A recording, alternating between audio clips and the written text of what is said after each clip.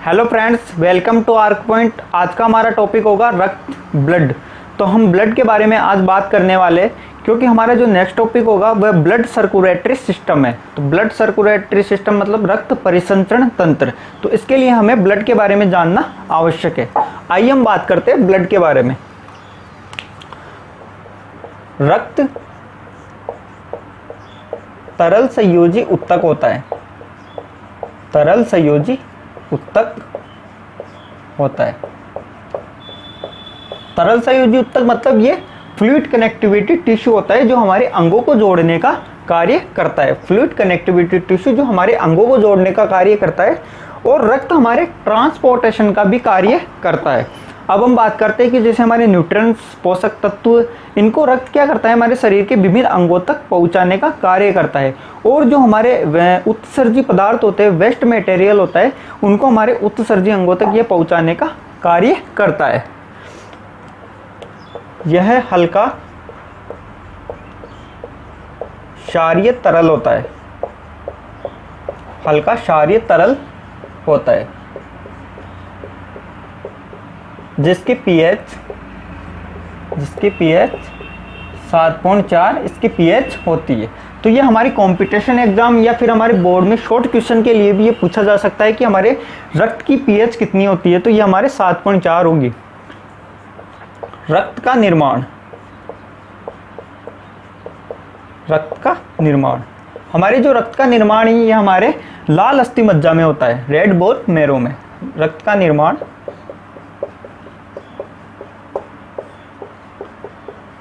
लाल अस्थि मज्जा में होता है, जिसे हम रेड बोन मैरो कहते हैं।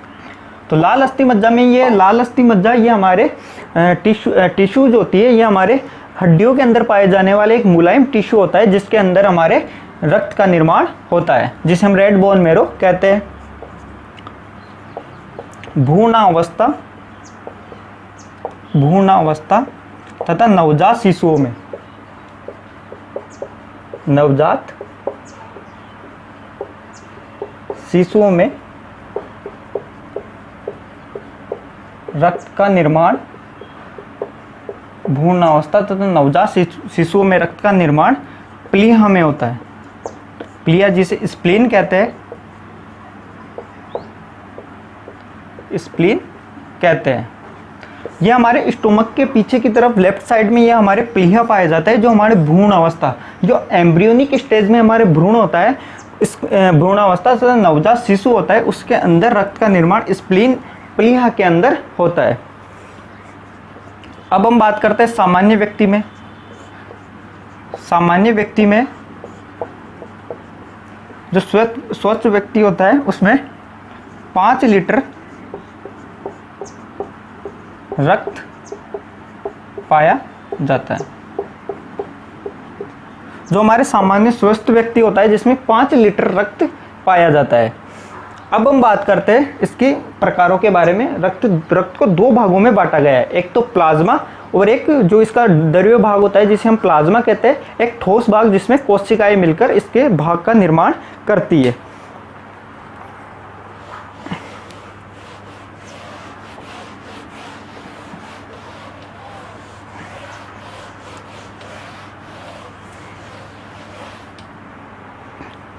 पहला जो रक्त का भाग है, द्रव्य भाग, इसको 2 भागों में डिवाइड कर देते हैं। द्रव्य भाग जो लिक्विड पार्ट है इसका, दूसरा है ठोस भाग। इसके अंदर इसे प्लाज्मा कहते हैं, द्रव्य भाग को प्लाज्मा, जो रक्त के 55% भाग का निर्माण करता है। इसमें कोशिकाएं सम्मिलित होती है,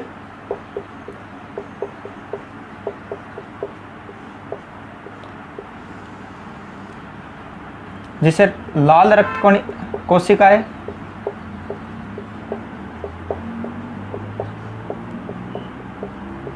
जिसे आरबीसी कहते हैं, रेड ब्लड सेल्स, श्वेत रक्त कोशिकाएं, जिसे डब्ल्यूबीसी कहते हैं, वाइट ब्लड सेल्स, बिम्बाणु। प्लेटेट्स कहते हैं।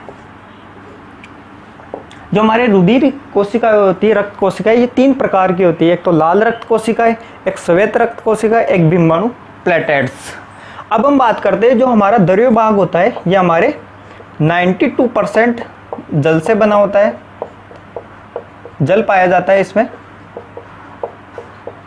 या जल से बना होता है, और 8% इसमें कार्बनिक तथा अकार्बनिक मटेरियल या पदार्थ पाए जाते हैं। तो कार्बनिक अकार्बनिक जो ऑर्गेनिक और इनऑर्गेनिक मटेरियल्स होते हैं, ये 8% इसमें पाए जाते हैं प्लाज्मा में, और 92% इसमें वाटर पाया जाता है। अब हम इसकी जो कोशिकाएं होती हैं इनके बारे में अब बात करते हैं, सेल्स के बारे में। तो सबसे पहले हम बात करेंगे आरबीसी के बारे में, रेड ब्लड सेल्स के बारे में।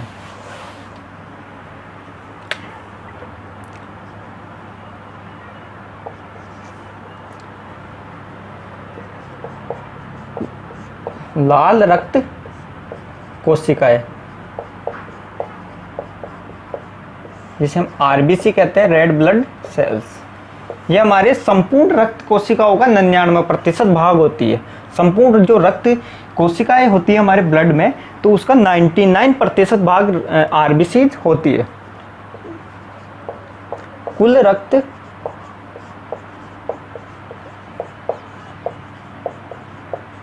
रक्त कोशिकाओं का 99% होती है। आरबीसीज में क्या है कि हमारे हीमोग्लोबिन नामक प्रोटीन पाई जाती है, जिसके कारण हमारे रक्त का रंग लाल रंग का होता है। आरबीसी में हमारे रेड ब्लड सेल्स में हीमोग्लोबिन प्रोटीन पाई जाती है। हीमोग्लोबिन प्रोटीन पाई जाती है, एक पिगमेंट होता है, ये हमारे जो रक्त को लाल रंग प्रदान करता है। प्रोटीन पाई जाती है, जिसके कारण हमारे रक्त का रंग लाल रंग का होता है।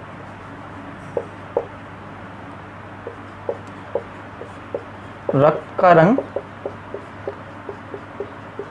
लाल रंग का होता है।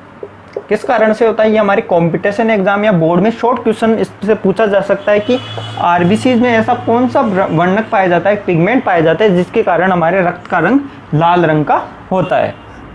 अब हम बात करते हैं जो आरबीसीज होती है, केंद्रक विहीन कोशिकाएं होती है। केंद्रक विहीन कोशिका, इसमें न्यूक्लियस एब्सेंट रहता है। केंद्रक विहीन कोशिकाएं होती है। और हमारी जो आरबीसीज होती है, आरबीसीज जो रेड ब्लड सेल्स होती है, इसका जीवन काल जो एग्जाम के लिए, कंपटीशन एग्जाम के लिए मोस्ट इंपोर्टेंट है, इसका जीवन काल 120 दिन का होता है। 120 दिन का जीवन काल किसका होता है? हमारे आरबीसी का, रेड ब्लड सेल्स का 120 दिन का जीवन काल होता है। अब हम बात करते हैं डब्ल्यूबीसी के बारे में, जो हमारे वाइट ब्लड सेल्स है, इसके बारे में अब हम बात करते हैं।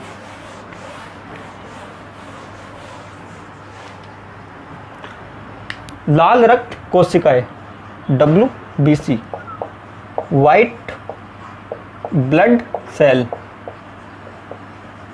वाइट ब्लड सेल्स, लाल श्वेत रक्त कोशिकाएं, इसके बारे में अब बात करते हैं व्हाइट ब्लड सेल्स के बारे में। तो ये हमें प्रतिरक्षा प्रदान करने का कार्य करती है, हमारे रोगाणुओं को नष्ट करने का, जो हमारे बाहरी पैथोजन है उनको नष्ट करने का, भक्षण करने का ये कोशिकाएं कार्य करती है। तो प्रतिरक्षा प्रदान करने का कार्य करती है, प्रतिरक्षा प्रदान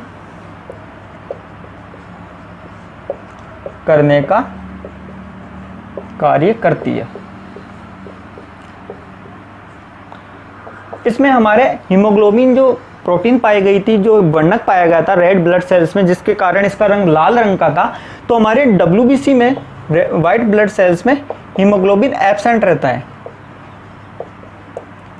हीमोग्लोबिन एब्सेंट रहता है, जिसके कारण क्या होता है कि हमारे जो डब्ल्यूबीसी है रंगहीन होती है, इसमें किसी प्रकार का रंग नहीं होता है, रंगहीन होती है। तो ये किसके कारण होती है कि ये हीमोग्लोबिन हमारे डब्ल्यूबीसी में एब्सेंट रहता है।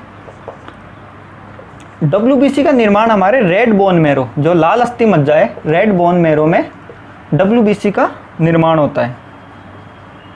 जो लाल अस्थि मज्जा हमने बात की थी, तो रेड बोन मैरो में WBC का निर्माण होता है और इसे हम ल्यूकोसाइट भी कहते हैं।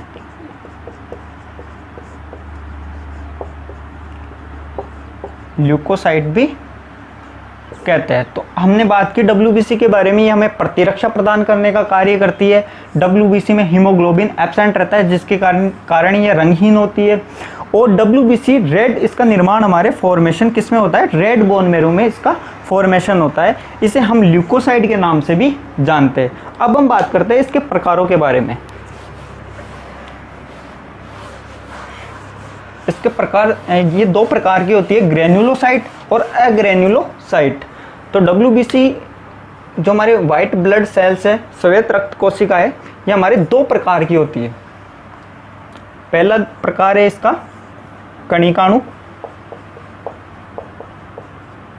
दूसरा है अकणिकाणु, जो हमें प्रतिरक्षा प्रदान करने का ये कार्य करती है। इसके भी 3 पार्ट है, 3 भागों में इसे बांटा गया है। न्यूट्रोफिल, बेसोफिल,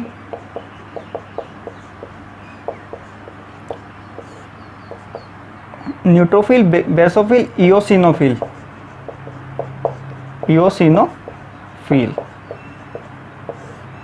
ये हमारे संख्या की दृष्टि से सर्वाधिक पाई जाने वाली हमारे WBC रेड ब्लड, जो वाइट ब्लड सेल्स होती है, ये सर्वाधिक पाई जाती है न्यूट्रोफिल हमारे WBC के अंदर।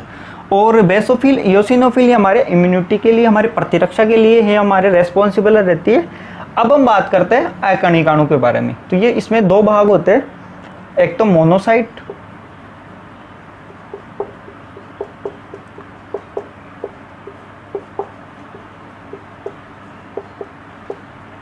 दूसरा है लिम्फोसाइट।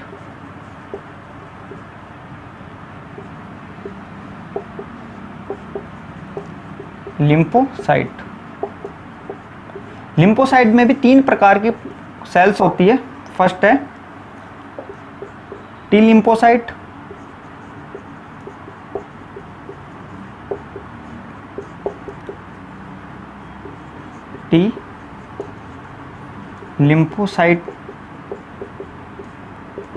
बी लिम्फोसाइट,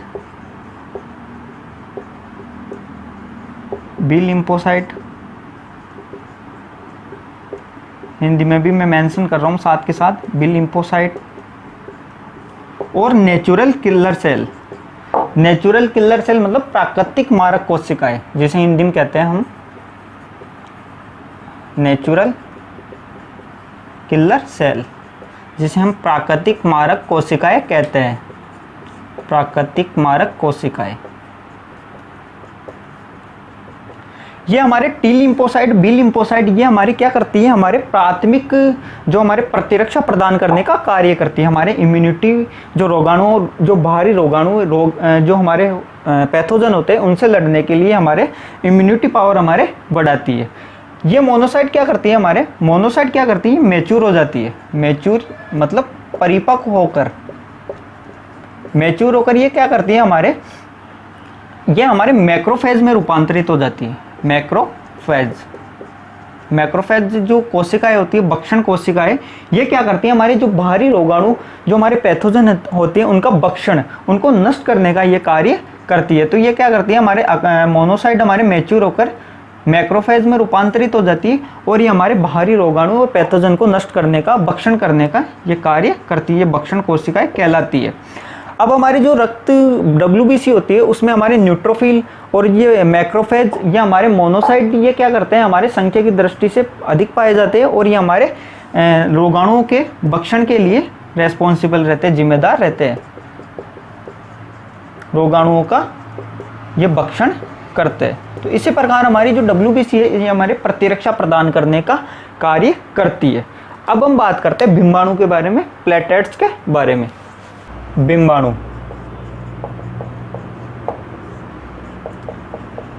प्लेटलेट्स, ये कोशिकाएं क्या करती हैं, हमारे रक्त का थक्का जमाने में सहायक होती है। रक्त का थक्का मतलब जो जब हमारी चोट लग जाती है तो चोट लगने पर हमारे रक्त का प्रवाह होने लगता है। तो रक्त के प्रवाह को रोकने के लिए, हमारे रक्त को बहने से रोकने के लिए हमारे बिंबाणु ये हमारे सहायक होती है कोशिकाएं। तो ये क्या करती है, रक्त का थक्का जमाने में सहायक।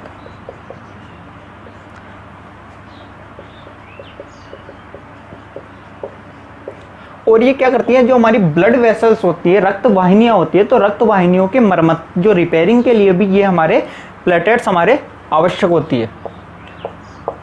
रक्त वाहिनियों जो ब्लड वेसल्स होती है जिसमें हमारे रक्त का प्रवाह होता है, रक्त वाहिनियों के मरम्मत के लिए आवश्यक मरम्मत का कार्य करती है, इस पर मरम्मत का कार्य करती है।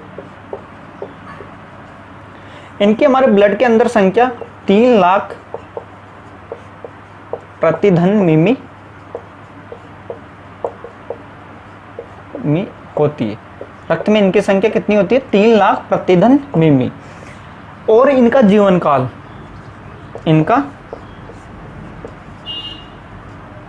काल 10 दिन का होता है। 10 दिन का होता है। और हमारी जो प्लेटलेट्स होती है, बिंबाणु होते हैं, इन्हें हम थ्रोम्बोसाइट भी कहते हैं। थ्रोम्बोसाइट भी कहते हैं। तो इसे हम थ्रोम्बोसाइट के नाम से भी जानते हैं। तो बिंबाणु के बारे में हमने बात की, रक्त का थक्का जमाने में सहायक। रक्त का थक्का हमारे जैसे ब्लड का फ्लो इसके द्वारा रोका जाता है। रक्त वाहिनियों को मरम्मत का कार्य, जो हमारे रक्त वाहिनियों में किसी प्रकार की जो मरम्मत होती है, रक्त वाहिनियों का ये देखरेख करने का ये कार्य हमारे प्लेटलेट्स के द्वारा किया जाता है। और ब्लड में इनकी संख्या 3 लाख प्रति घन मिमी इनकी ब्लड में संख्या होती है। और इनका जीवन काल 10 दिन का होता है। और इसे हम थ्रोम्बोसाइट के नाम से भी जानते हैं। अब हम बात करते हैं रक्त के प्रकार के बारे में। रक्त के कौन कौन से टाइप्स होते हैं, किन किन टाइप्स में उनको, किन किन ग्रुप्स में इनको बांटा गया है। और इनकी जो डिटेल है, जो हमारे रक्त के जो टाइप्स है, ब्लड ग्रुप है, ये हम 4th चैप्टर में जो हमारा इम्यूनिटी एंड ब्लड ग्रुप्स होगा उसमें हम डिटेल से पढ़ेंगे। अभी हम इसकी बेसिक के बारे में बात करेंगे, रक्त के प्रकारों के बारे में। रक्त के प्रकार,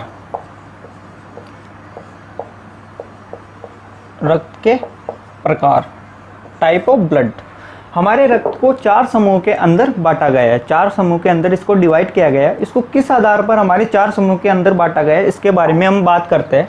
जो हमारा रक्त होता है, रक्त में जो आरबीसी प्रेजेंट होती है, रेड ब्लड सेल्स, तो आरबीसी की सतह पर क्या है कि हमारे विशेष प्रकार के एंटीजन पाए जाते हैं, ए व बी विशेष प्रकार के एंटीजन पाए जाते हैं।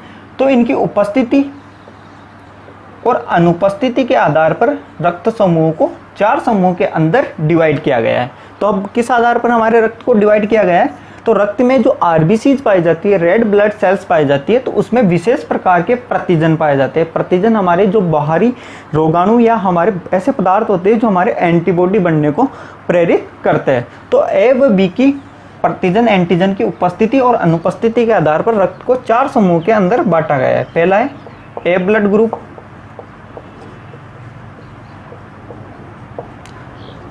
सेकेंड है बी ब्लड ग्रुप,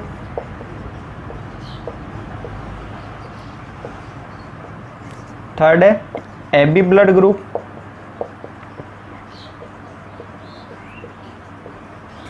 फोर्थ है ओ ब्लड ग्रुप।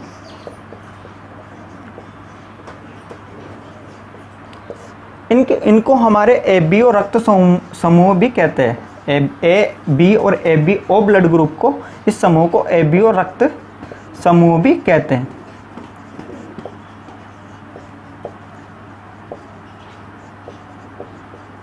अब इसमें प्रतिजन की बात करते हैं। तो हमारे ए ब्लड ग्रुप को ए प्रतिजन के आधार पर, उपस्थिति के आधार पर ए प्रतिजन उपस्थित, हमारे जो ए ब्लड ग्रुप में ए प्रतिजन, बी ब्लड ग्रुप में बी प्रतिजन या एंटीजन प्रेजेंट रहता है उपस्थित, ए बी में ए और बी प्रतिजन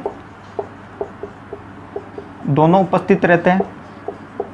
और हमारी जो ओ ब्लड ग्रुप होता है, इसमें ए व बी प्रतिजन दोनों अनुपस्थित रहते हैं, दोनों अनुपस्थित रहते हैं।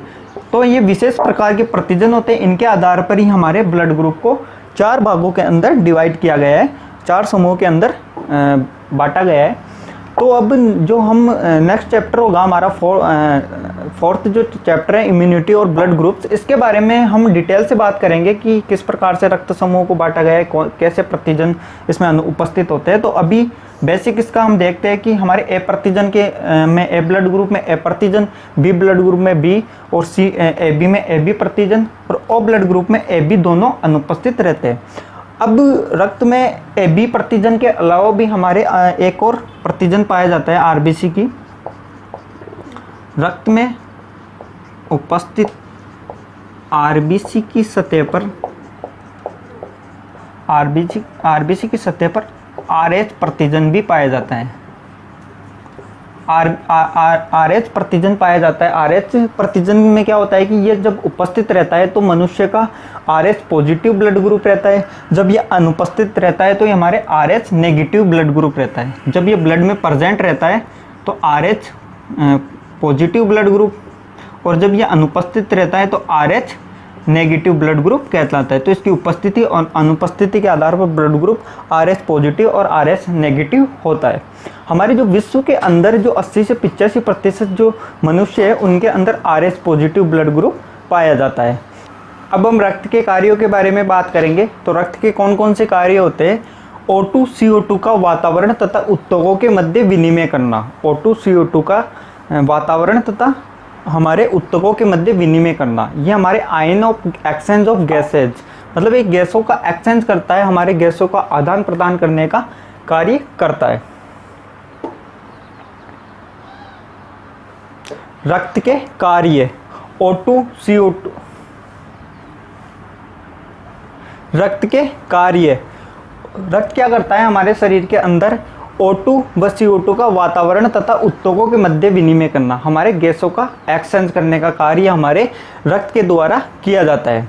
दूसरा जो इसका कार्य है शरीर का पीएच नियंत्रित करना। शरीर का जो हमारा पीएच होती है, पीएच वैल्यू होती है शरीर की, उसको नियंत्रित करने का कार्य करता है, कंट्रोल करने का कार्य करता है।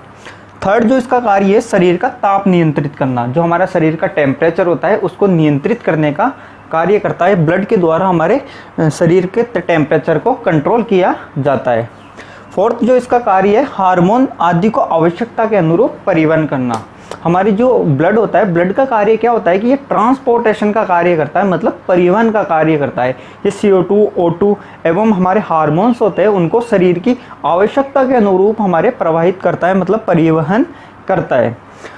फिफ्थ जो इसका कार्य, पांचवा जो कार्य है उत्सर्जी उत्पादों को शरीर से बाहर निकालना। जो हमारे वेस्ट प्रोडक्ट होते हैं, जो हमारी उपापचयी क्रियाएं होती है या फिर जो हमारे वेस्ट मटेरियल होता है उसको बाहर निकालने का कार्य करता है।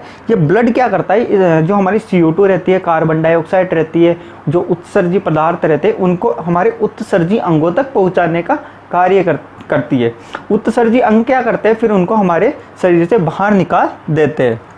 छठा जो कार्य है इसका पोषक तत्वों को विभिन्न स्थानों तक परिवहन करना।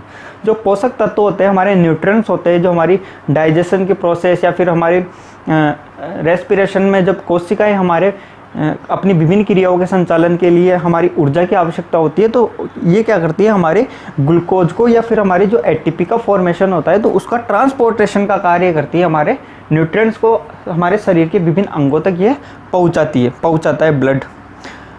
जो इसका नेक्स्ट कार्य है प्रतिरक्षा के कार्यों को संपादित करना। प्रतिरक्षा के कार्यों को मतलब जो हमारे इम्यून सिस्टम होता है, हमारे रोगों से लड़ने की जो क्षमता होती है, उन कार्यों को ये संपादित करने का कार्य करता है। तो इस प्रकार हमने बात की रक्त के कार्यों के बारे में।